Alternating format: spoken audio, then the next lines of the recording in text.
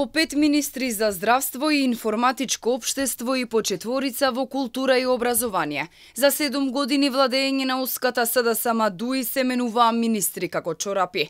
На столчињата во труд и социјална политика и локална самоуправа. Во 2 мандати седнаа по 3 луѓе.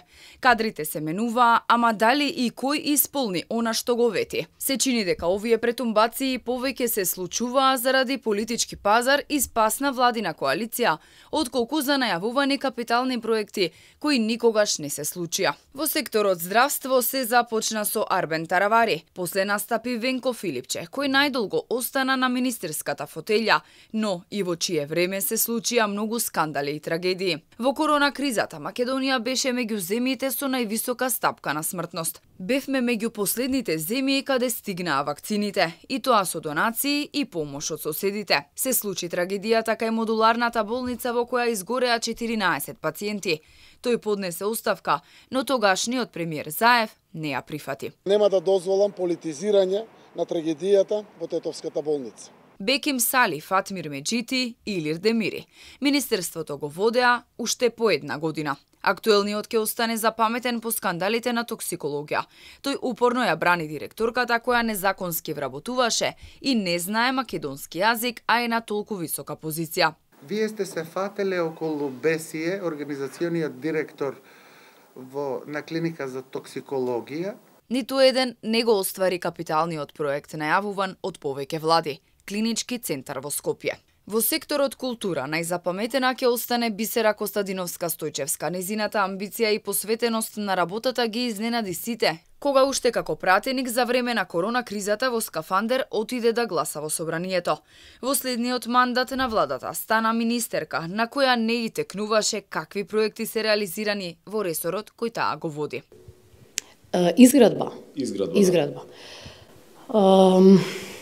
Јас сега не можам точно да сетам на која. Пред Стојчевска начело на Министерството за култура беше Ирена Стефовска, во чие време Охрид беше на чекор да го изгуби статусот на УНЕСКО. Незапаметена катастрофална состојба која се уште трае, беше забележана и на Скопскиот аквадукт и Скопското кале. Пред Стефовска ова министерство го водеше Асад Адеми, а пред него Роберт Алагјозовски. Рената Десковска, Арбар Адеми, Мила Царовска и Јетон Шакири. 4 министри и катастрофална состојба во образованието.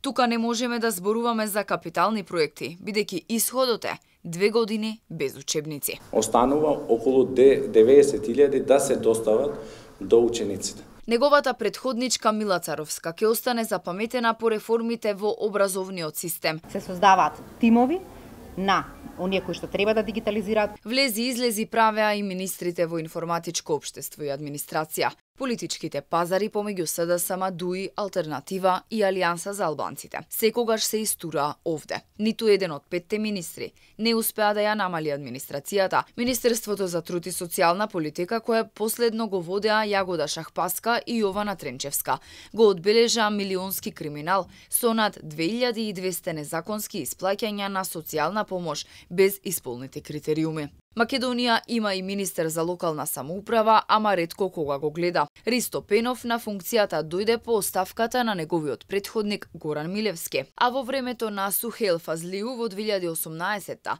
преку Министерството за финансии беше донесен закон за отпис на општинските долгови.